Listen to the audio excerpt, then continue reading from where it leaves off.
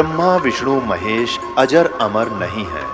इनका भी आविर्भाव अर्थात जन्म तथा तिरोभाव अर्थात मृत्यु होती है। प्रमाण के लिए देखिए देवी भागवत महापुराण। ब्रह्मा, मैं, विष्णु और शिव, यह तुम्हारी प्रभाव से जन्मवान है। तो हम तो जन्मवान है, हमारा तो जन्म होता है और मरते हैं, नित्य नहीं है, हम अविनाशी नहीं है। फिर इंद्रादि दूसरे देवता नित्य किस प्रकार हो सकते हैं? कृपया अवश्य सुनिए जगत गुरु तत्वदर्शी संत रामपाल जी महाराज के अमृत वचन।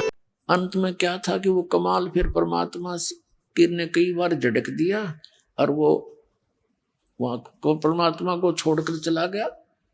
उसने सोचा कि बहुत सी जनता तेरे साथ होगी है और ये सब तेरी महिमा करते हैं, नारा आश्रम जा बनाया और बहुत सी संगत ये मूर्ख उसके साथ उसके मीठी मीठी बातें माँ के उसके साथ हो लिए। अब बताओ वो एक नकली व्यक्ति क्या देगा उनको, भगवान छोड़कर उनके साथ लग लिए। ये लंबी अलग कहानी है, फिर बताऊंगा। तो वो कमाल नाम का पुत्र परमात्मा के साथ रहता था। उसको अभिमान हो गया था कि मैं जो गुरुजी की सेवा करता हूं और कोई नहीं कर सकता। अब पुण्यात्मा मालिक को पता था, अंतर्यामी थे वो, तो कई बार इस तरह की बातें कमाल जी ने कर दी थी। भगवान ने कहा था कि अच्छा बेटा, परमात्मा कहा करते बेटा तेने सेवक तो देखे नहीं है मेरे ये भूत लाग रहे रोने। अभी न पता लग गया कि सचमुच बहुत बुरी बना है।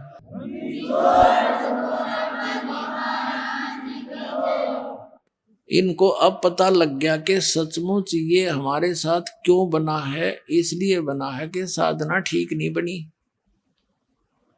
अब पुण्यात्मा जो हमारे दादे परदादे मर गए, मृत्यु को प्राप्त हुए, वो कौन थे? इंसान न तो थे वह। और वो अब प्रेत बनकर भी वो सूक्ष्म शरीर में भटकते रहते, यहीं पर रहते आसपास ही, वो हम आपको नहीं देख सकते।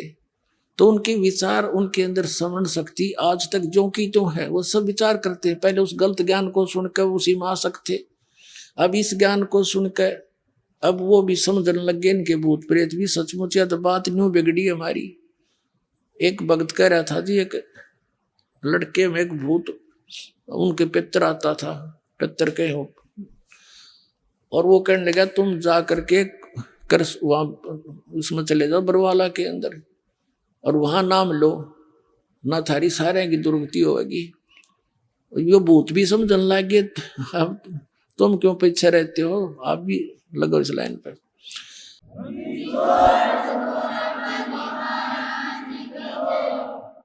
अब जो प्रसंग चल रहा है, परमात्मा ने उस कमाल की फड़क निकालनी थी। जो मैंने आपको बताया कि वो छोड़कर चला गया, वो तो बहुत बाद की बातें हैं। पहले वो साथ रहता था और उसको इस बात का भ्रम हो गया कि मैं सेवा कर रहा हूँ, भगवान की सेवा यू जीव कर सकता है जो सबका पालक, वो तो समर्थ है। सेवा दे रखी थी, कर्म बिगाड़ने नहीं चाहिए, बनाने चाहिए थे। उसको ये भ्रम हो गया था कि मेरे जैसा सेवक नहीं हो सकता कोई। जैसे अर्जुन को भ्रम हुआ था कि मेरे जैसा भक्त सेवक श्री कृष्ण जी आपका नहीं होगा कोई। उसकी फड़क निकालने के लिए कहाँ गए थे? मोरध्वज के घर पे। राजा मोरध्वज अपने पुत्र ताम्रध्वज को राज तिलक देने की खुशी में एक अनुष्ठान कर रहा था, तो वहां चले गए थे। तो उन्होंने वहां उनसे कंडीशन रखी थी, मेरा शेर मनुष्य का मांस खाएगा। वह कथा आपने सुन रखी है। तो उसने फिर माता मोरध्वज ने और उसकी पत्नी ने अपने पुत्र ताम्रध्वज को आरे से चीर दिया था और 2 फाड़ कर दिए। वो भगवान श्री कृष्ण ने फिर जीवित कर दिया। अर्जुन की फड़क काटी थी कि भाई तू न्यू कहता मेरे जैसा सेवक को ना, सेवक तो तूने देखे नहीं। अब देखो पुण्यात्माओं, इसी लीला को गाते गाते सुनते सुनते हम बहरे हो गए कि इस कारण से हमने उनको श्री कृष्ण को भगवान मान लिया। और वही श्री कृष्ण जी अपने भांजे अभिमन्यु को जीवित नहीं कर सका, जो महाभारत के युद्ध में मारा गया था। सुभद्रा के पुत्र थे अभिमन्यु, अर्जुन के पुत्र। पांडवों का कुल नाश हुआ था, सारा कुल पांडव रोए थे, सुभद्रा रोए थी, और कृष्ण रोए बैठ के अपनी बहन के दुख में। श्री कृष्ण जीवित नहीं कर सका। तब धर्मदास ने पूछा था भगवान कबीर जी से, परमेश्वर जी से, कि ये क्या कारण था, फिर आप ही समाधान बताओ। परमात्मा ने कहा कि मोर ध्वज के पुत्र तामर ध्वज की आयु शेष थी, उसको मार के जीवित कर देना ये कोई बड़ी बात नहीं, तो आम संत कर देता है, ऐसी बात है, जादूगर कर देता है। लेकिन अभिमन्यु की श्वास शेष नहीं थे, आयु शेष नहीं थी, इसलिए वो फेल हो गए। और परमात्मा कबीर जी ने उन दोनों बच्चों की आयु शेष नहीं थी, वो दोनों की बढ़ा दी। तो समर्थ कौन? समर्थ का शरणागह हो रंग हो रही हो, और कदे ना हो अकाज राम रंग हो रही हो।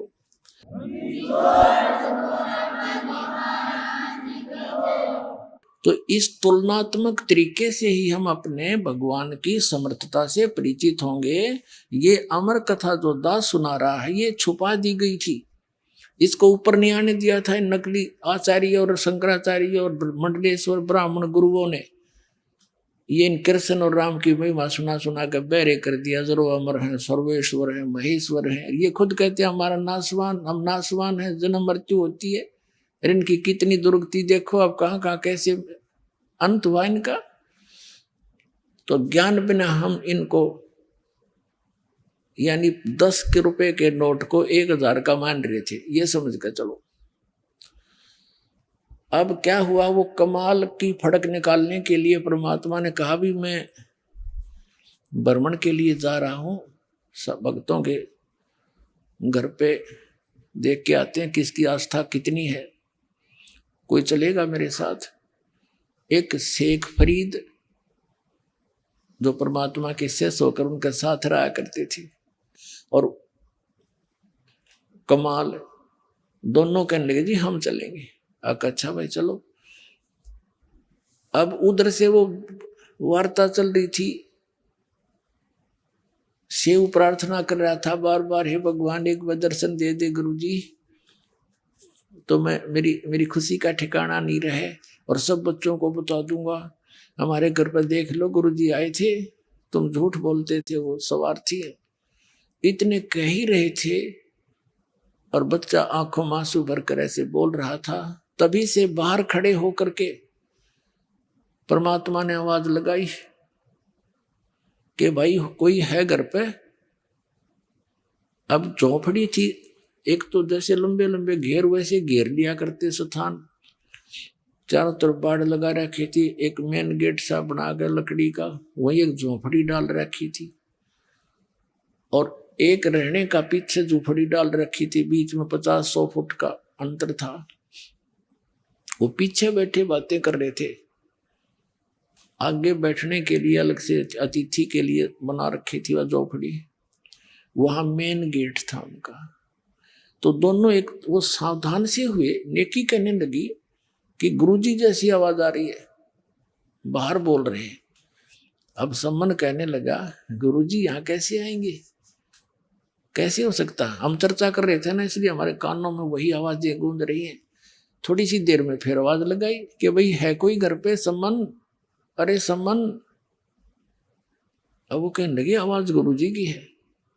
अब दोनों तीनों भाग लिए बाहर को देखने के लिए। क्या देखा सामने, वो 3 संत खड़े हैं, 2 भक्त और 1 परमात्मा खड़े।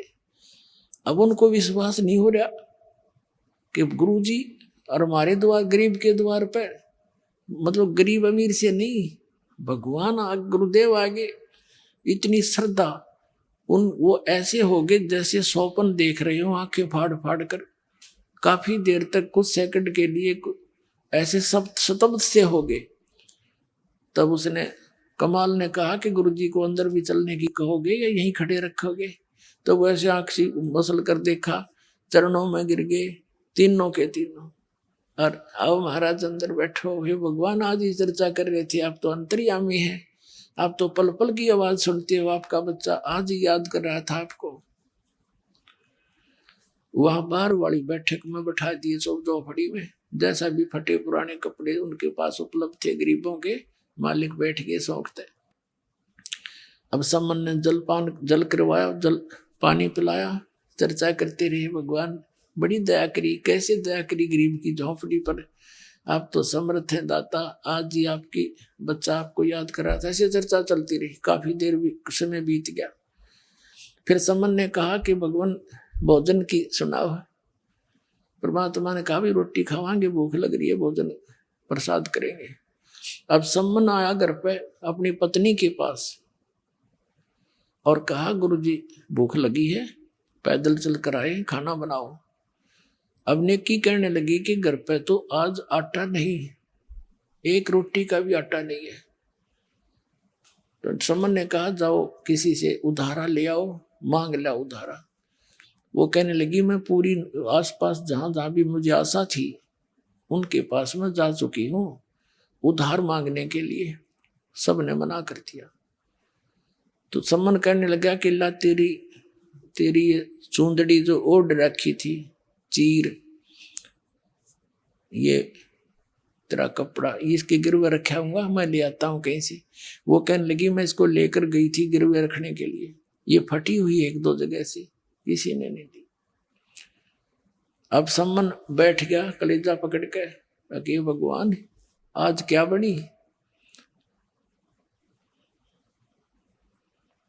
प्रथम बार परमात्मा आए और आज ये भूखे जाओगे। हे भगवान इस पापी को ऐसे दरिद्र में जन्म दिया, मैं अपने भगवान को भोजन नहीं करा सकता, न रो बुरी तरह।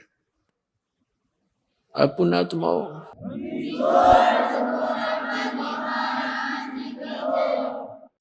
नेकी ने कहा कि ऐसे नहीं, मेरी बात सुनो, आप ऐसे करो, अब तो कह दो गुरुदेव को कि भगवान सुबह भोजन करवाएंगे, ये अंतर्यामी है, सारी जान जाते हैं, संत संकेत समझते हैं, और सुबह भोजन कराएंगे। तो सम्मन करने लगा सुबह कहाँ से लाएंगे।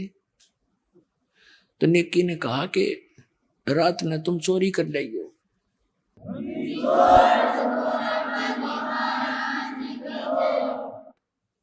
अब प्रतिदिन वो लड़का सुना करता था प्रवचन कि भी जो चोरी करते हैं उनका नाश होया करे। और उस दिन माँ के मुंह से ये बात सुनकर वो शतब्द रह गया, कहने लगा माता चोरी करने वालों का तो विनाश होता है, वो कभी उभरते नहीं। सतगुरु बताते रहते हैं। राजा आप हमें क्या सलाह दे रहे हो। तब नेकी ने बताया बेटा ये नगरी वाले पैसे वाले घने हैं, और जहां माया घनी है उनका सिर फिर जाया करे, ये कुदरती बात है। कबीर साहब कहते हैं टोटे में भक्ति करे सोए सही सपूत, ये मायाधारी मस्करे ना जाने कितने जालिए ऊते। तो बेटा ये जो हम इनको कथा सुनाते थे कि हमारे गुरुजी ऐसे कर देते हैं, हमारे गुरुजी ऐसे कर देते हैं, तो आज मैं जिस भी घर से आटा मांगने गई ये कह करके हमारे गुरुजी आए हैं आटा दे दो उधारा, उन्होंने आटा ना दे करके व्यंग कसे मेरे पर कि आज तो तुम्हारे घर पे तुम्हारे भगवान आ रहे हैं, फिर तुमने के मांगने की जरूरत है, वो तो घर भर देंगे तुम्हारा। ये कर दिया था वो कर दिया था, डींग मारा करती, अब क्यों मांगती फिर रही है। और बेटा हमने इस नगरी का अन्न खाया है, मांग कर अपनी मजदूरी करके समझ ले बेटा। और ये बालक हैं आग में हाथ देने जा रहे हैं। फिर एक कथा सुनाई कि एक नगरी में ऐसे पैसे वाले लोग घने हो गए, जहां माया घनी है पुण्यात्माओं भगवान से कोसों दूर कर देती है। यार ये सबसे बड़ा विष है, और जिसको हम डेली खा रहे हैं और चोरी कर कर खा रहे हैं। कहीं देख लो किसी एक क्षेत्र में आज कोई पीछे नहीं है। तो ये विष इसलिए खा रहे हैं हम, इसका पता कोई नहीं, यो हमें मार डालेगा। अब इस ज्ञान से पता चलेगा कि इसकी तो आवश्यकता नहीं बकवादों की।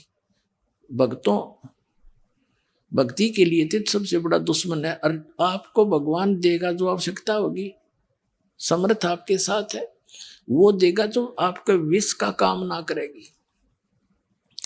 तो उसने कहा उस नगरी के लोग इतने पैसे के कारण इतना अभिमान था उनमें, साधु संतों का आदर सत्कार भी त्याग दिया था। एक सिद्ध पुरुष था, उसके साथ एक 15-16 वर्ष का उसका कोई शिष्य था। उस नगर के बाहर जंगल में आके वो रुक के लड़के को कहा, बेटा जा भिक्षा मांग ले। अब वो भिक्षा मांगने गया तो उस नगरी में जिसके पास भी जावे सभी सेठ लोग थे। वो मजाक करते हैं कि तुम मस्टंडे हमारे यहाँ पल्लेदारी कर ले, मांगते फिरते हो, करके नहीं खाया जाता। किसी ने कुछ नहीं दिया, लड़का वापस आ गया और सारी कथा गुरुदेव को बता दी। अब गुरुदेव ने कहा, बेटा कल फिर जा तू एक बार। वो अगले दिन फिर गया, सबने वही जवाब दिया, लेकिन वो वापस आ रहा था।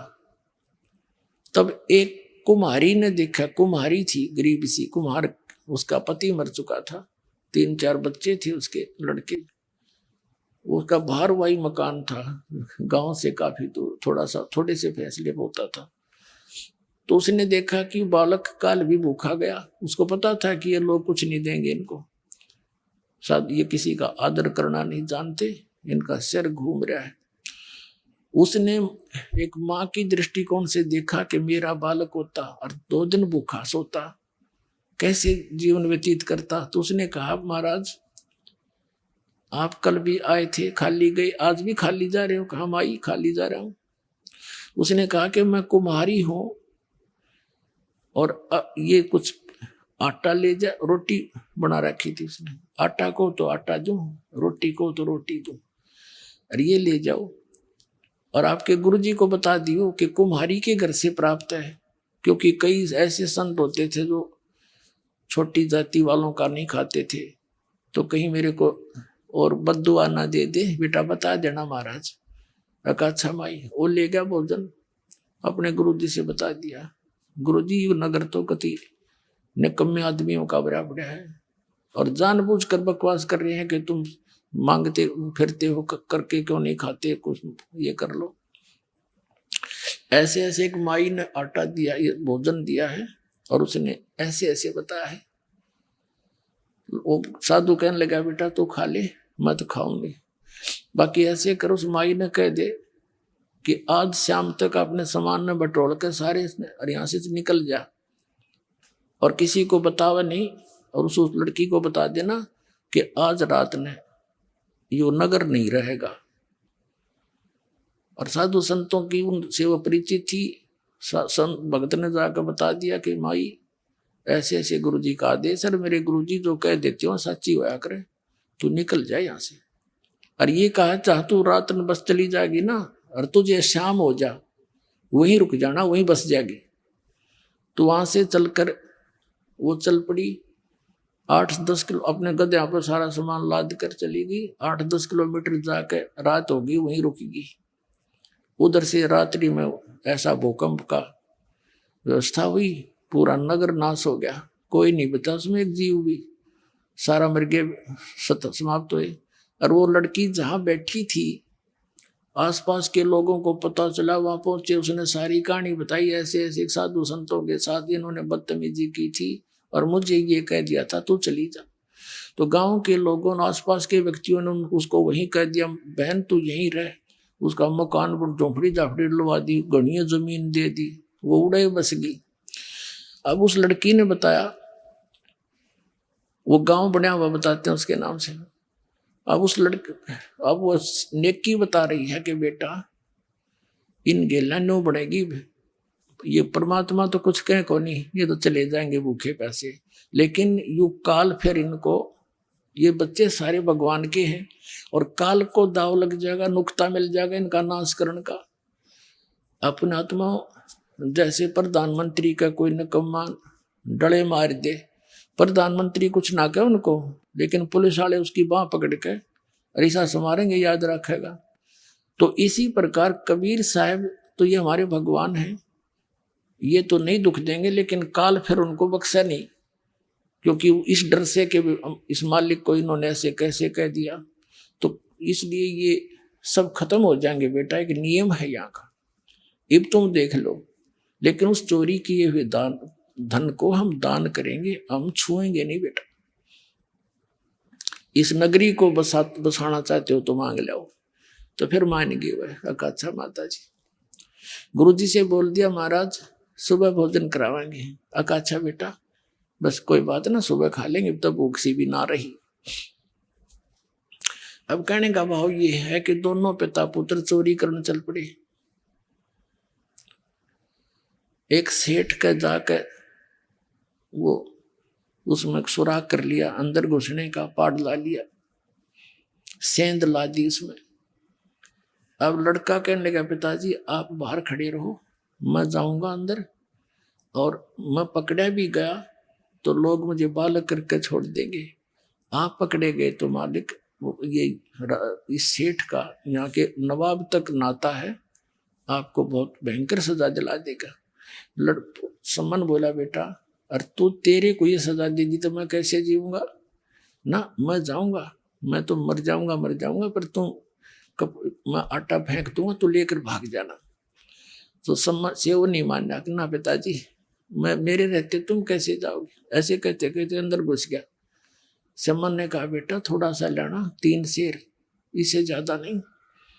अब लड़के ने अपनी फटी पुरानी चद्दर में आटा अंदाजा सा डाल लिया, 3 शेर, और बांध के गांठ चालन लग गया। बढ़िया जाग गया, वहीं सोया था। अब वो निकलने लग गया, उस सुराख के अंदर से पीछे पैर पकड़ के घसीट लिया, और इतने वो लड़का उस आटे को फेंक गया बाहर को। अब सेठ जी ने देखा, अरे तुम भगत को आओ और चोरी करो, देख पाटेगी ना बोल तुम्हारी। तब उसने कहा लाला जी जोर तक क्यों बोल रहे हैं, 3 शेर आटा लिया हमने, हमारे गुरुजी आ रहे थे, हमारे को किसी ने मांगा दिया नहीं, तेरा उधारा दे देंगे। अच्छा वो गुरुजी चोरी कराते हैं, और तेरे की पता चला उसकी लड़का वो चोरी कराने आते हैं।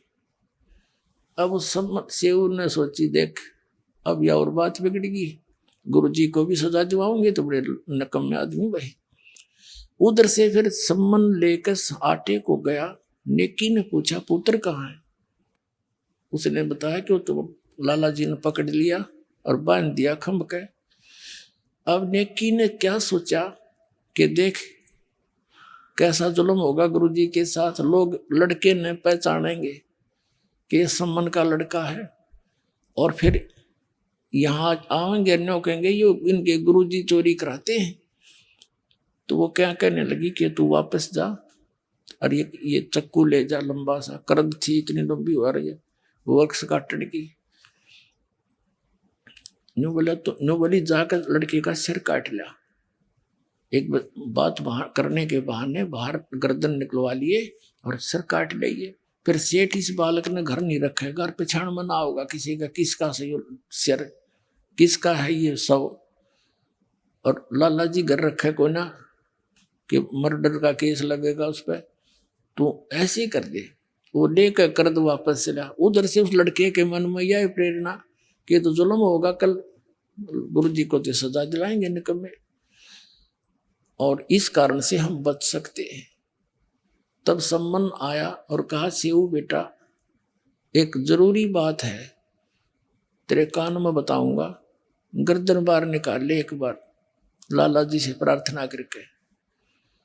अब सेऊ ने कहा लाला जी बाहर मेरा पिता खड़ा है, कोई जरूरी काम बताओ है और मुझे एक बार बात कर लेने दे। सेठ बोला तू भाग जाएगा? अक नहीं, कसम मुझे मेरे रस्सा ढीला कर दे, पैर पग बांध के, और फिर भाजूंगा नहीं, सिर्फ बात करूंगा। सेठ जी ने सोचा ले कर लेने दे बात, ढीला रस्सा कर दिया। सेव ने बाहर सिर निकाला। अब पिताजी था हाथ पाछे का पीछे रह गया, छुपा रखी थी वह छुरी, करद छुपा रखी थी काटने की, नहीं हाथ उठा आगे को। कुछ देर के लिए सतब्ध सा हो गया। तब सेव ने कहा कि पिताजी मेरी गर्दन काट ले, और लाला जी तो गलत बोल रहा है, गुरुजी के साथ आपत्ति कर देगा। अब सम्मन और कोई यहां तक कह दिया कि अगर तू मेरा बाप है ना तो मेरी गर्दन काट ले, नहीं तू मेरा बाप नहीं है। इतना कहते उस संबंध में भी जोश आ गया।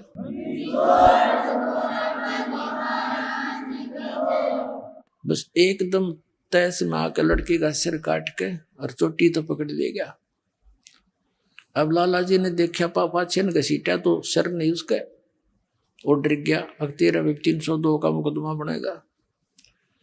अब उसने घसीट कर उस लड़के की लाश को रातों रात जंगल में बाहर जाके, एक पजावा होता था, पजावा ये कुम्हार लोग पहले ईंटें बनाते थे, उसके ऊपर चारों तरफ वो खड्डे से होते थे मिट्टी खोदने के, उसमें डालाया।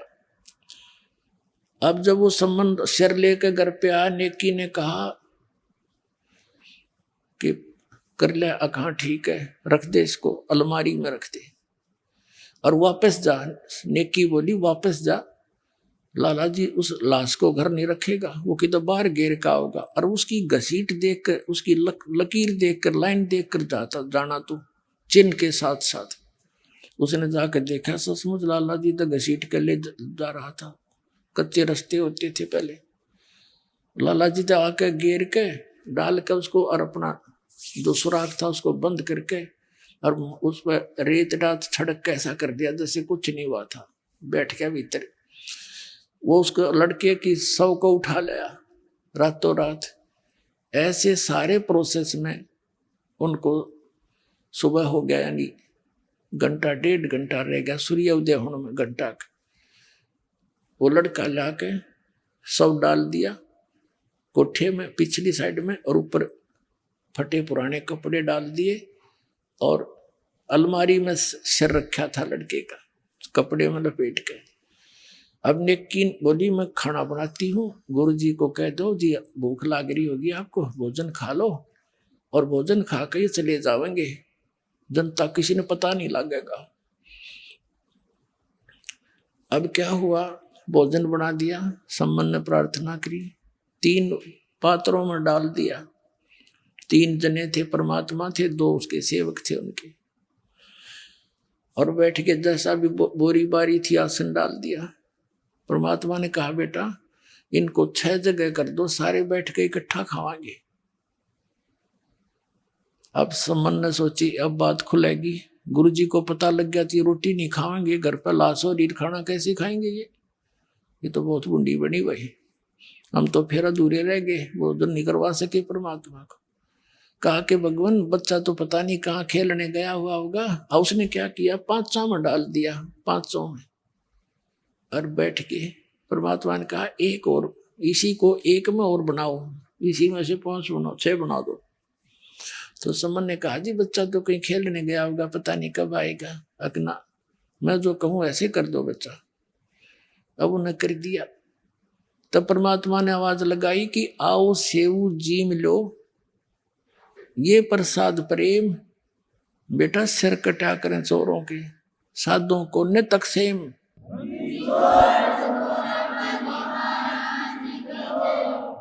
सेऊ दड़ पे शीश चढ़ा और बैठा पंगत माही, नहीं निशानी गर्दन के वो सेवक नाही। माता पिता ने कुर्ता टाटा के देखे गमीज का गला कि वो ये लड़का है। अंदर जाके देखा वहां वो रक्त पड़ा था, बोरी खाली पड़ी थी, वहां सब नहीं था और लड़के के निशान भी नहीं, और अपना हाथों काट रखा।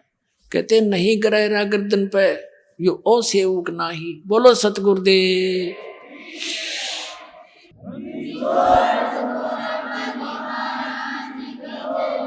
कहते हैं गरीबदास साहिब जी लिखते हैं कि 56 भोग दिए धनी ने और करे सम्मन के ठाठ, 1 नंबर का सेठ बना दिया उसी जीवन में परमात्मा ने।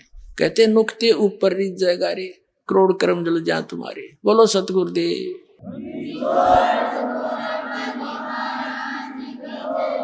अब सम्मन के मन में ऐसी चोट लगी कि हे भगवान जब मेरे धन होता मैंने पुत्र नहीं काटना पड़ता, हे भगवान मेरे पास धन होता मैंने बेटा नहीं काटना पड़ता। उसके बाद एक सदमा सा हो गया। तो परमात्मा ने उस कारण से उसको धन दे दिया।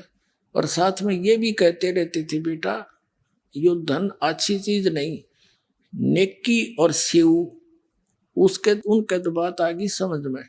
उन्होंने तो उस धन का की तरफ ध्यान नहीं रखा, अपना मोक्ष चाहा, वो दोनों तो मुक्त हो गए। अब सम्मन के रहेगी कसरवा। अगले जन्म में फिर वो 9 शेरवा का बादशाह बनाया, राजा बना अगले जन्म में। उससे अगले जन्म में फिर अब्राहिम सुल्तान अदम बलख बुखारे का राजा बना। फिर जाके परमात्मा ने फिर वह हंस पकड़ा, अरे निकम्मे मैं कितना ज्ञान दिया करता, तो फिर वहीं का वहीं रह गया। तो पुण्यात्माओं, इन सारी कथाओं को, ये कोई डूम बाट के गीत नहीं, ये परमात्मा के चरित्र हैं। इनको सुनने से भी पुण्य होता है, इनके अनुसार आचरण करने से लाभ होगा। अब हम आते हैं उस प्रसंग पे।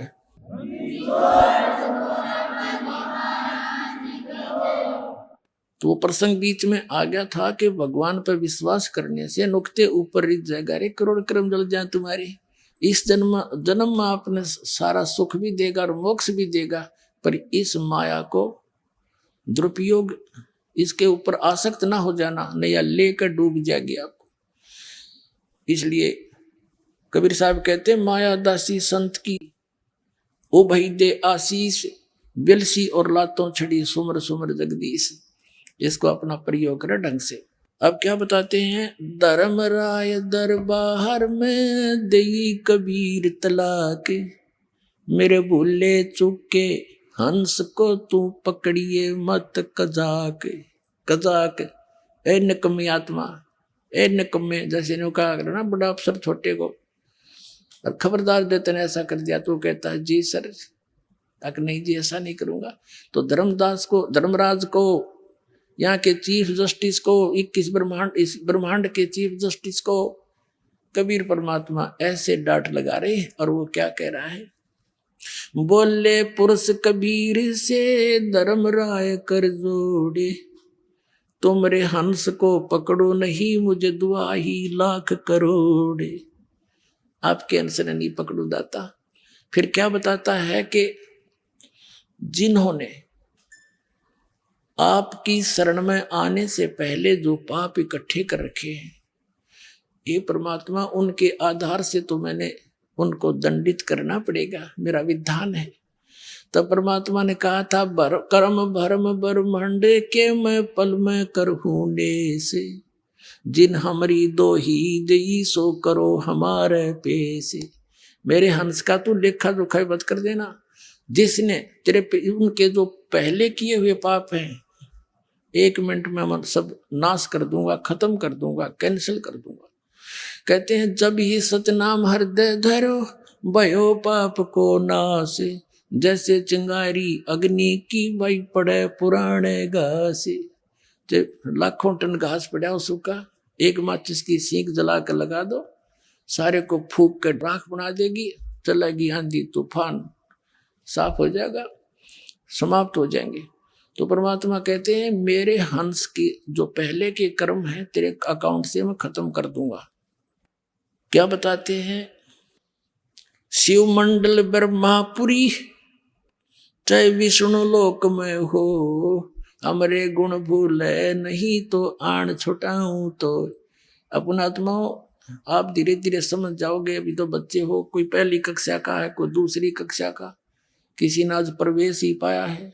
और जो पुराने हो गए उनके तो हृदय में दास जो वचन बोलता है सारी 100% सत्य सिद्ध होते हैं, स्वीकार्य होते हैं, आपको भी हो जाएंगे। यो ज्ञान आज तक आपने सुना है को नहीं है, पूरे विश्व में ज्ञान नहीं।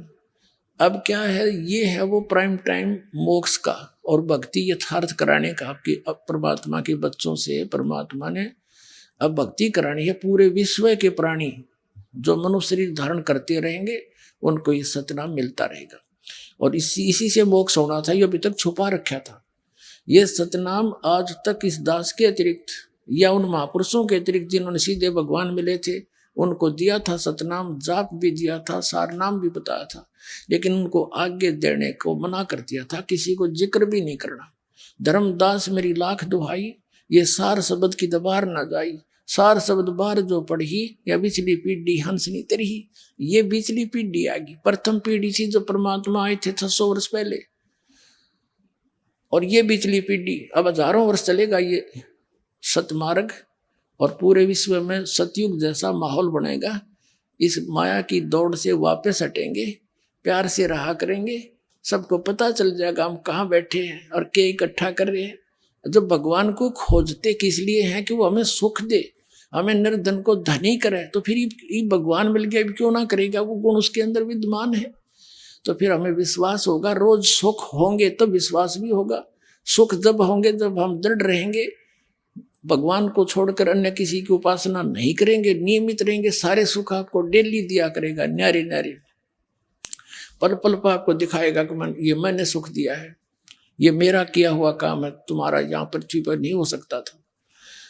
तो फिर क्या होगा, तो ये वो समय है, और इस समय में आपको वो तीनों टाइप का कंप्लीट कोर्स मिल गया। प्रथम मंत्र, फिर वो सतनाम 2 अक्षर का, फिर सार शब्द, वो सार नाम बाद में दिया जाएगा आपको जब आप योग्य हो जाओगे। अब तो दास इसलिए थोड़ा सा समय अधिक ले रहा है इस सार नाम के देने में, कि कुछ ऐसा ना हो जाए कि एक आधा दुष्ट व्यक्ति इस प्रारंभ में 1-2 यहाँ से छोड़ गया, तीनों नाम ले गया, और फिर वो एक कहीं आप ना देने लग जाए, तो अधिकारी तो है ही नहीं। इसलिए थोड़ा सा डिले कर रखा था कि इनको पूरा विश्वास हो जाए, धीरे धीरे 2-3-4 वर्ष के बाद देता हूँ। आने वाले समय में जब पूरे विश्व में एक रस हो जाएंगे, अब जैसे 4 महीने के बाद सतनाम दिया जाता है, और फिर 1 वर्ष के बाद आपको सार नाम दे दिया करेंगे, और पहले भी समय रख दिया जाएगा।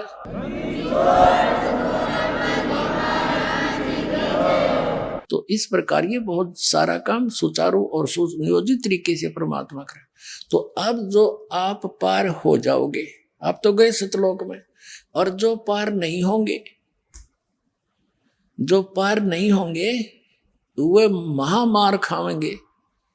वो कैसे मार खाएंगे, जैसे आप प्रथम मंत्र जाप करते हो जिसमें फर्स्ट एंड लास्ट मंत्र छोड़कर बीच के 5 मंत्र हैं, ये यहाँ के इन प्रधानों की मजदूरी है, इनके सतर का ये भक्ति धन है।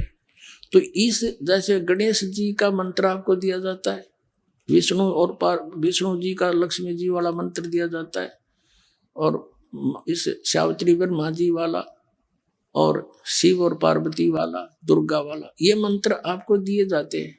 इनके कुछ अंश तो आपको यहीं पर यहाँ मिलते रहेंगे, देंगे यही, लेकिन देंगे आपके इस भक्ति के धन के प्रतिफल में। फिर आपके पास इनके अकाउंट में, इनके बैंक में घना धन बच जाएगा, आपका पार नहीं होता है। तो फिर ये क्या करेंगे, पहले आप जाओगे गणेश जी के लोक में, वहां अपना सारा पुण्य उसके सतर का खत्म करके फिर आपको भेजेगा ब्रह्मा जी के लोक में, वहां देवता बन जाओगे। वहां पुण्य खत्म करके फिर जाओगे विष्णु जी के लोक में, विष्णु जी के उस मंत्र का कमाई आपकी खत्म हो जाएगी। फिर जाओगे शिव के लोक में, वहां गण बन जाओगे देवता। स्वर्ग में, वहां स्वर्ग है, उनके अलग से रेस्टोरेंट है, और वो आपसे चार्ज करते हैं। जैसे रेस्टोरेंट वाला किराया न्यारा लिया करे और खाने का न्यारा उसमें दुगना तिगुना जोड़ के आपसे लेता, ऐसे वहां ये रेस्टोरेंट है इनके। फिर वहां खत्म होने के बाद दुर्गा जी के लोक में, वहां देवता बनोगे, और जब आप हो जाओगे कंगाल, आपको नरक में, नरक से पीछा छुटकर फिर आपको पृथ्वी पर कई 1000 वर्षों तक, और फिर सतनाम का जो रह गया और सार नाम की कमाई आपको मिल गई, वो नहीं पार हुई। ये नहीं है कि सार नाम मिल गया पार हो गए, अंतिम सांस तक मर्यादा में रहोगे तब पार होगे। तो फिर उनको उसके लिए इस काल ने क्या कर रखा है, इस ब्रह्मलोक के अंदर एक ब्रह्मांड में नकली सतलोक, अलखलोक, अगमलोक, अकैलोक बना रखे। तो आपके उस भक्ति धन को वहां नाश करवाता है। तो इस प्रकार वो प्राणी तो हजारों युगों तक नीचे नहीं आएगा, कति चूस के उसको भक्ति धन नष्ट करके थोड़ा बहुत बचे हुए को यहाँ पटक देगा, फिर यहाँ पृथ्वी का राजा बन जाएगा, फिर नरे पाप कमाओगा और फिर गधा बन जाएगा। तो यह विरन मट्टी होगी जो ईब फिसल गया। तो सावधानी बरतियो और चलो सतलोक में। बोलो सतगुरुदेव।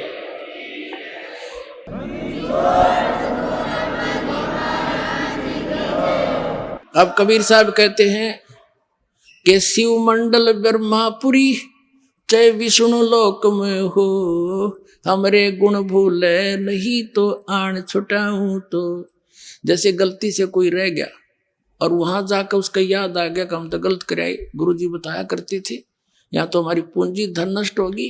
अगर वहां भी आप पुकारोगे मालिक को, कहते वहां से भी छुटा लाऊंगा तुमको और पुनः फिर भक्ति प्रारंभ करा दूंगा। इतना समर्थ है ये परमात्मा।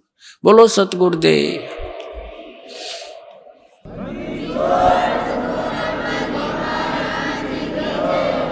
अब आज के जो सत्संग का निष्कर्ष ये है पुण्यात्माओं, समर्थ का शरणाग हो रंग होरी हो, कदे न हो एकाज राम रंग होरी हो।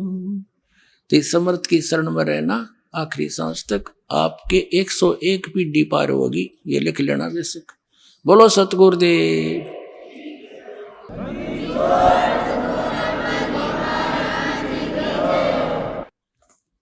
परम पिता परमात्मा पूर्ण ब्रह्म सारी सृष्टि के रचनहार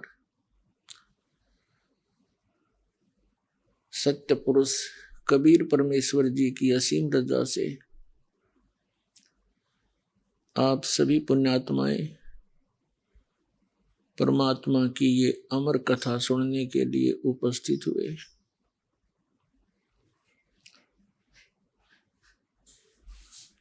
पुण्यात्माओं,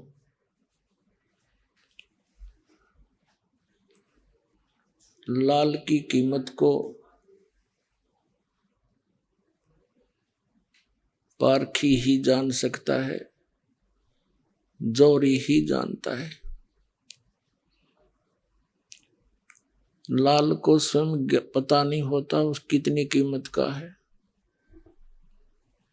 आप उन परमात्मा के उन लालों में से हैं जिनके विषय में बताया है कि लख बर सूरा जूझ ही लख बर सावत दे, लख बर यति जिहान में तब कहीं सतगुरु शरणा ले। युगों युगों के आप इतने पुण्यकर्मी प्राणी हैं। आइए अब हम उन श्रद्धालुओं के अनुभव जानते हैं जो जगत गुरु तत्वदर्शी संत रामपाल जी महाराज जी से दीक्षा प्राप्त कर चुके हैं तथा उनके द्वारा बताए गए भक्ति मार्ग पर चल रहे हैं। नमस्कार जी। नमस्कार जी। क्या नाम है जी आपका? शशि बाला। बहन जी आप कहाँ से हैं? बीबी नगर बुलंदशहर उत्तर प्रदेश से। संत रामपाल जी महाराज से नाम दीक्षा आपने कब ली? 2012 को। संत रामपाल जी महाराज से नाम दीक्षा लेने से पहले क्या आप भक्ति साधना भी करती थी? हाँ जी, मैं सभी देवी देवताओं की भक्ति करती थी और ज़्यादातर दुर्गे माँ की पूजा करती थी, जो कि मैंने घर में सीमेंटेड मंदिर भी बनवा रखा था माँ का। उसके बाद परेशानियों ने ज़्यादा घेर ली भक्ति करते करते, तो मैं जय गुरुदेव के पास गई। वहाँ पर मैंने 2 साल भक्ति करी। वहाँ से मुझे कोई भी लाभ नहीं मिला, यानी कि उनकी दर्शन करने के लिए 500 रुपये तो दर्शन सेवा थी। उसके बाद मैं आसाराम के पास गई, वहाँ से भी मुझे कोई लाभ नहीं मिला। बहन जी क्या परेशानियां थी? आप किस कारण से संत रामपाल जी महाराज की शरण में आए, विस्तार से बताइए। भैया मुझे जिंद परेशानी थी, जिसे भूत व्याधा कहते हैं। मेरे से पहले वो मेरी सास को थी। वो सास पे परेशानियां बहुत आती थी, रोती थी, वे अंधी कर दी थी इन चीज़ों ने। बहुत सारे जैसे हमारे समाज में देवता बोलते हैं पितरों को, उनके स्थान बनवा रखे थे कि मतलब मेरे पितर दुखी कर रहे हैं मुझे। कभी वे गंगा स्नान जाती थी, कभी वे मतलब कथा करवाती थी, बहुत ही इन ड्रामों में पड़ी रहती थी। तब मैं इन चीज़ों पर विश्वास नहीं करती थी, लेकिन जब वे रेल एक्सीडेंट से एक्सपायर हो गई, उन चीज़ों ने मतलब उनको वे ख़त्म कर दी। तो उसके बाद मुझे ये चीज़ मेरे ऊपर आ गई, जैसे कि रोना बहुत ज़्यादा, कई के घंटे, गुस्सा, उठा नहीं जाना, कई के दिन खाना नहीं खाना। और इस रोने में मेरे मतलब सिर में भी दर्द नहीं होता था। और जो बराबर से हमारे घर के नज़दीक से निकल के जाते थे वो ये बोलते थे कि आज शशि बाला रो नहीं रही। इतनी मैं परेशान थी। 15 साल सभी भक्तों के, सियाणों के, सभी के पास, डॉक्टरों के सभी के पास मतलब लिए फिरे, लेकिन कहीं से मुझे कोई फ़ायदा नहीं हुआ। इस बीच में मेरे बेटे को भी यही परेशानी थी। जैसे गाड़ी चलाता था तो कहता था कि पापा मेरे अंदर से कोई ये कह रहा कि इस पेड़ में टक्कर मार दे, तो उसके हाथ में से फिर हैंडल ले लेते थे और खुद गाड़ी चलाते थे। और उसको भी गुस्सा बहुत आता था और सारी प्रॉब्लम यही थी भूत प्यादा वाली जो मुझे थी। इस बीच में वो मिलिट्री में हो गया, तो पहला ही पोस्टिंग गया था राजौरी, तभी वो इस किसी चीज़ ने उठाकर नीचे फेंक दिया, यानी कि उसके पैर सुन हो गए थे। वो मुंह से ठीक ठाक बोल रहा था, कह रहा था पापा मैं किसी ने फेंका हूँ, किसी ने गिराया हूँ, मैं पीछे से धक्का दिया मुझे। यानी कि 1 महीने के अंदर हॉस्पिटल में मेरा बेटा एक्सपायर हो गया। उसके बाद फिर जो एक्सपायर हो गया तो जो आत्मा मुझे परेशान करती थी उन्होंने आकर कहा कि ले तेरे बेटे को तो अब हम ले गए। जो जिन था मेरे से ये सब बातें छुपाई जा रही थी, मेरे से घर नहीं बताया, घर पर नहीं बताया था कि मम्मी को मत बताना, और वहाँ ये सारा काम ख़त्म हो चुका था। लेकिन जिंद ने मेरे से बता दिया था कि उसे तो हम ले गए और उसे लेके आ रहे हैं अब। और उसके बाद फिर मतलब बेटा एक्सपायर हो गया, तो 2 बेटे थे मेरे पास, तो उससे पहले ही बेटे की शादी कर ली थी 1 साल पहले।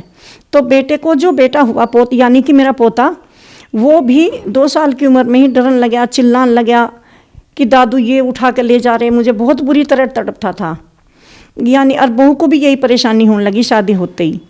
वो भी गुस्सा आना, जैसे कि कपड़ों में आग लगनी, सेब संदूकों में रखे रखे आग लग जाती थी, बहू के कपड़ों में भी और मेरे कपड़ों में भी। और जब उन्हें खोलते थे, जब भी देख कर रोते थे कि ये क्या हो गया, अब क्या पहनना है। यहाँ तक कि मतलब सोने चांदी की चीज़ भी घर में से जिंद गुम कर देता था। एक दूसरे पे इल्ज़ाम लगता था, लेकिन ऐसा कुछ नहीं था। ना तो बहू ही ऐसी है, और अपना तो पता है, बहू का भी पता है वो भी ऐसी नहीं है। लेकिन ये चीज़ जब मतलब कभी गाड़ी के कागज़ गुम करना, कभी पैसे गुम करना, रखे रखे गुम हो जाते, तो विश्वास आया कि ये जिंद ने ही सब कुछ किया है। इतनी भक्ति करते करते हम 15 साल परेशान रहे। और जैसे कि बालाजी 1 महीना 5 बार रह गए, दोनों बेटों को लेकर मेरे हस्बैंड और मैं, चारों सदस्य 5 बार 1 महीना रह गए राजस्थान बालाजी। और जहाँ भी जो भी वो बताते थे कि ये करो वो करो, वो ही सब कुछ करते थे, लेकिन कोई भी लाभ नहीं मिला। वहाँ से भी इसी तरह रोती हुई बिलखती हुई मुझे लेकर आए बेहोशी हालत में। और आने के बाद फिर कहा कि एक रतरोई मंदिर है, वहाँ काली का मंदिर है, वहाँ बाबा हैं, वो छड़ी लगाते हैं और वहाँ जाके ठीक हो जाएगी। वहाँ मुझे लेकर गए। वहाँ करीब मैं 2 महीने रही, जिसमें वहाँ कमरा भी किराए पे मिलता था और खाने पीने का भी अपना सब खर्च था। और 1 प्लेट में पूजा पाठ के सामान चढ़ते थे और उसमें 100 रुपये से कम दान नहीं रखा जाता था। और इसके बावजूद भी वहाँ विदाई होती थी। थोड़ा सा आराम होते ही कहते थे कि अब विदाई कर दो, आते जाते रहना, ठीक हो जाओगे। तो जो भक्त वापस आते थे, मतलब दोबारा फिर बीमार होकर, जब मैं 2 महीने रही तो इस बीच में बहुत भक्त आए। मैं उनसे पूछती थी, उनके कर्मचारियों से, कि भाई ये तो अभी ठीक होकर गए थे, तो दोबारा कैसे आ गए। तो उनके कर्मचारी बोलते थे कि इन्होंने विदाई अच्छी नहीं करी, इसलिए इन्हें दोबारा परेशानी आ गई। विदाई ये होती है कि थोड़ा सा आराम कर दो, उसके बाद नगद कैश दिया जाता है। और पूरे मतलब जो वहाँ वे रहते हैं, मतलब बीमार लोग रहते हैं या ठीक भी रहते हैं, उनके साथ उन सबको मिठाइयाँ बांटी जाती हैं। जो कर्मचारी हैं, बाबा हैं, दादी हैं, उनका परिवार है, उनके सबके कपड़े दिए जाते हैं। डबल बेड की कंबल है, चादर है, रजाई है, ये सभी चीज़ दी जाती है। तो वहाँ मेरे से बताया कि 1 लाख से कम विदाई करोगे तो ठीक नहीं हो पाओगे, उनके कर्मचारियों ने। तो मैंने मन में प्रेरणा कर ली कि मैं 1 लाख की विदाई करूँगी, मुझे बाबा ठीक कर दें। क्योंकि मैं रात दिन चिल्लाती थी, ना मैं कुछ खाती थी ना कुछ थी, मेरे शरीर में हड़कल करते थे ये चीज़, बुरी तरह हाथ पैर पीटती रहती थी। कई बार तो उन्होंने मुझे मंदिर के पीछे खेत थे, वहाँ भी ले जाकर डाल दिया, खूब डंडा बजाया।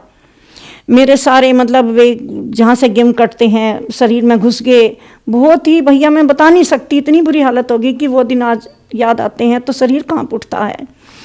फिर वहाँ से भी विदाई करवाने के बाद मुझे वही समस्या, थोड़ा सा आराम हुआ। उन्होंने विदाई की कह दी कि पहले विदाई करो, जब ठीक हो गया विदाई कर दी। विदाई के बाद मैंने बोला कि बाबा मुझे तो यही समस्या सारी फिर हैं। तो उन्होंने फिर मेरे पर डंडा बजाना शुरू कर दिया कि तू जानबूझ के कर रही है। इसके बाद कहने लगे कि आते जाते रहना और ठीक हो जाओगे। वहाँ से मैं और मेरे हस्बैंड और मेरा बेटा तीनों इतनी बुरी स्थिति में निकले रोते हुए कि अब कहाँ जाएं, क्या करें। अब इसके बाद फिर मुझे बदायूं ले गए। किसी ने बोला था कि बदायूं में 40 दिन का चिल्ला होता है, आप वहाँ ले जाइए, वहाँ ठीक हो जाओगे। वहाँ भी 40 दिन का चिल्ला कराया। जैसे कि मुसलमानों के मीर पीर मजहार ये होते हैं सब, जो भी जिसने चादरें चढ़ाना वो बताया, जो भी दान पुण्य बताया वो भी किया। वहाँ से भी कोई लाभ नहीं मिला। फिर गया जी पिंड दान करे, पिंड दान करके आए, पितरों के सबके कपड़े देखाए, वहाँ से भी कोई लाभ नहीं मिला। उधर से रोना तो मेरा बंद हुआ ही नहीं, ऐसी रोती और चिल्लाती आऊँ थी कि रास्ते में जो भी मिलते थे सब हंसते थे मुझे देख के। उसके बाद फिर गया जी से भी कोई आराम नहीं लगा। अब फिर बालाजी, हम जय गुरुदेव के यहाँ गए कि किसी ने बताया कि गुरु बना लो, वहाँ से ठीक हो जाओगे। पहले उनके सत्संग भी सुनने लगी जो आसपास में होते थे, और वहाँ लेके गए मुझे, जो जय गुरुदेव में भैया थे, वहाँ जय गुरुदेव से नाम लिया। नाम लेने के बाद मतलब उन्होंने कहा कि यहाँ सेवा करो, जितनी सेवा करोगे उतने ही कर्म कटेंगे। तो वहाँ जैसे जून का महीना था, जैसे गेहूँ कटने और खेतों में खाद डालना और जो भी वहाँ काम होता था वो सारा किया। खेतों में से सब्जी निकालनी, आलू निकालने, और इतना करने के बाद भी शाम को खाना होटल से खाना पड़ता था, और दूध भी चाय के लिए मोल लेना पड़ता था। कहीं पंखे नहीं थे तो बोला कि गर्मी लगे, तो आपस में सब कहने लगे कि पंखा लगा लो। वहाँ वो सुविधा भी करी, लेकिन वहाँ तो रुक ही नहीं पाते थे, खेतों में ही रहते थे सारा दिन। अब वहाँ से मैं बीमार होकर आती थी बहुत बुरी तरह, 2.5-3 साल तक जुड़ी रही। हाँ, जय गुरुदेव ने बोला, मैंने कही बाबा मुझे तो आराम नहीं लग पा रहा, वही स्थिति है मेरी, कि सोना दान करो। जय गुरुदेव ने सोना जो चोटी में लगाया जाता है, सोने की चोटी है, उसमें सोना दान करो जब ठीक होगी। तो मैंने जय गुरुदेव से बताया, बाबा मुझे सपने में ऐसा बोला। तो उन्होंने कहा कि हाँ सोना दान करो जब ठीक होगी। तो जो मैंने कानों में कुंडल पहन रखे थे वो मैंने निकाल के उनके हाथ में दे दिए। उससे भी मतलब किसी तरह का कोई मुझे फर्क नहीं पड़ा। यहाँ तक कि मैं घर आकर मुझे 20-20 बोतल ग्लूकोज की लगती थी, इन्फेक्शन बन के आता था गर्मी की वजह से, और सारे इस पूरा शरीर मतलब इतनी तरह छाले हाथों में पैरों में। कहते थे कि चप्पल उतार के गेहूं काटो, तो चप्पल उतार के भी गेहूं काटी नंगे पैर, तो बहुत ही बुरी हालत में होकर आई, लेकिन कहीं से कोई भी लाभ नहीं मिला। जय गुरुदेव की जो दर्शन सेवा होती थी वो 500 रुपये में होती थी। अगर किसी के पास 500 रुपये नहीं है तो वो सेवा नहीं कर पाएगा। जब वहां से मुझे लाभ नहीं मिला, फिर किसी ने बताया कि आसाराम के पास जाओ। आसाराम जी के पास गई, वहां से भी कोई लाभ नहीं मिला। वहां भी मैं 2 साल तक रही, यानी कि 1 साल तो मैंने मंदिर की परिक्रमा लगाई। हर पूर्णिमा को बताते थे कि परिक्रमा लगाओ तब ठीक होगी। हर पूर्णिमा को परिक्रमा लगाई, और दान पुण्य भी जैसा भी जिसने बताया, सत्संग वगैरह भी सब करवाती थी, लेकिन वहां से भी कोई भी लाभ नहीं मिला मुझे। मैं वहां 1 लाख की विदाई रतरोई मंदिर में, जो काली का मंदिर था, वहां 1 लाख की विदाई करवाई थी उन्होंने, कुछ आराम नहीं मिला। वहां से इसी तरह रोती हालत में उन्होंने साफ बोल दिया कि जाओ अब यहाँ कुछ नहीं होगा, आते जाते रहना। इस बीमारी में कम से कम 15 लाख रुपया, इस बीमारी में 15 लाख रुपया हम लगा चुके थे, लेकिन कहीं से कोई भी राहत नहीं मिली, बढ़ती ही चली गई। इस बीच में बेटे की नौकरी भी लग गई, और बेटा ले भी लिया, और सास भी एक्सपायर पहले ही हो गई थी, बहू पे भी यही परेशानियां आ गई। मतलब भक्ति करते करते पूरे घर में दुखों का कहर टूट गया, और घर में सेब संदूकों में रखे हुए कपड़ों में बुरी तरह आग लगने लगी। तो फिर आप संत रामपाल जी महाराज की शरण में कैसे आई? हमारे एक मिलने वाले थे, मैं सुबह सुबह घूमने गई थी, तो वे मिली थी। उन्होंने कहा कि आप वहाँ चली जाओ, बरवाला आश्रम, संत रामपाल जी महाराज भगवान आए हुए हैं, क्योंकि वे जा चुकी थी वहाँ। तो उन्होंने मुझे ज्ञान गंगा दी।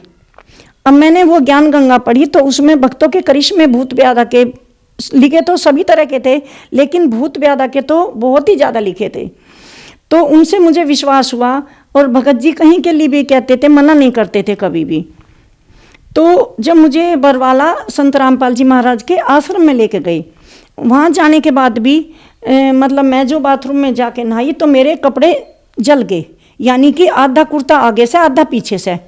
अब मैं उन्हें इकट्ठे कर पकड़ के चल रही थी। एक भक्तमती बोली कि बहन आप पे कोई जिंद प्यादा तो नहीं है? मैं कहा हाँ वही है बहन। उन्होंने कहा इन कपड़ों को उतारना मत, संत रामपाल जी महाराज को ऐसे ही दिखाना अब जब आप दर्शनों के लिए जाओगी। अब मैं वहाँ गई तो मेरी रोने चिल्लाने की आवाज़ तो इतनी तेज़ थी कि शायद हो सकता है आश्रम से बाहर भी जाती हो, क्यों बहुत ही तेज़ आवाज़ बताते हैं। तो उस बीच में मुझे होश नहीं रहता था। और तो मैं खड़ी जैसे हुई, संत रामपाल जी महाराज ने कहा बेटी आ गई। मैं कहा हाँ गुरुजी, मुझे भूत व्याधा है, 15 साल हो गए, मैं बहुत परेशान हूँ, मेरे पूरा परिवार घेर लिया और एक बेटा भी चला गया। और इस तरह मैंने जो कपड़े पहन रखे थे वो दिखाए कि इस तरह रखे रखे कपड़ों में आग लग जाती है। परमात्मा बोले कि बेटा अब के बाद ऐसा नहीं होने का, तेरे भूत कुछ नहीं बिगाड़ सकते, लेकिन तू भक्ति करना और मर्यादा में रहना। वो दिन का सो आज है भैया, मेरे कपड़े नहीं चले। जो मेरे ऊपर ये भूत व्याधा वाली परेशानी थी या मेरे परिवार के ऊपर थी, वो सब परेशानियां जा चुकी। और मतलब यहाँ तक कि मेरे बेटे और बहू नहीं मानते थे इस चीज़ को, लेकिन परमात्मा ने उन पर भी ऐसी दया करी कि ना तो फिर उनके कपड़े जले, ना ही पोता डरा जैसे चिल्लाता था बुरी तरह।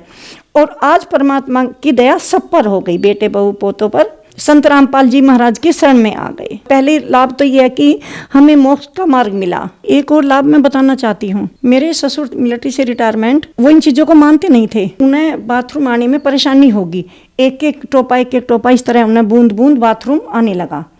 अब डॉक्टर के लेके दवाइयों से कोई आराम नहीं लिया हुआ। फिर उन्हें मेरठ ले गए, वहाँ बोला कि इनकी एज ज़्यादा है, 85 साल के करीब एज थी, इनकी एज ज़्यादा है, इनका ऑपरेशन नहीं हो सकता। वहाँ से वापस ले आए, पेशाब की थैली लगा दी उनको। अब वो इस चीज़ से, थैली से बहुत परेशान थे कि मैं तो नहीं जी सकता अब ये थैली लगा कर, मुझे तो बड़ा मुश्किल लग रहा है।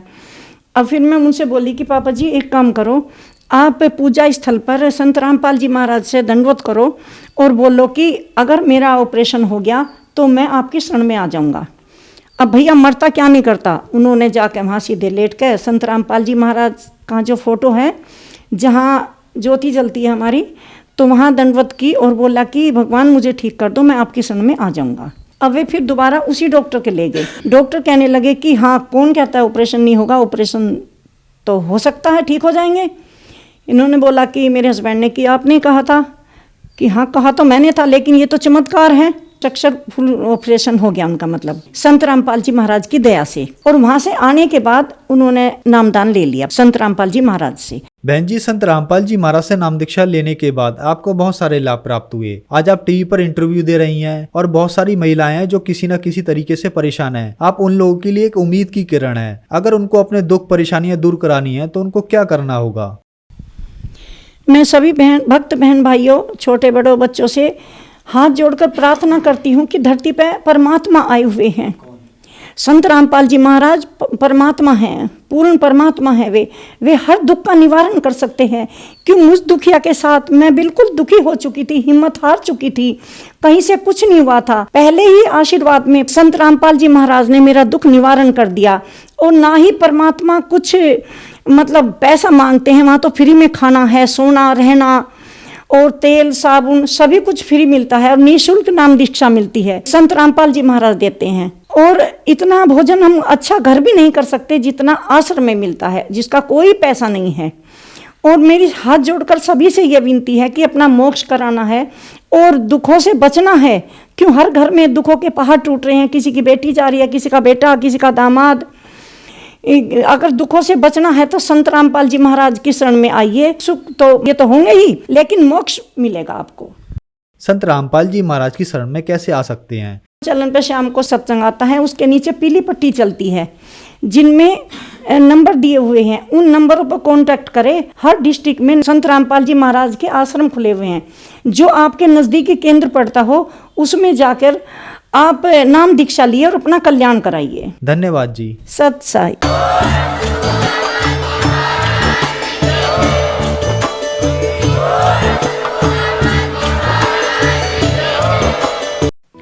आप सुन रहे थे जगत गुरु तत्वदर्शी संत रामपाल जी महाराज के मंगल प्रवचन। अधिक जानकारी के लिए संपर्क करें।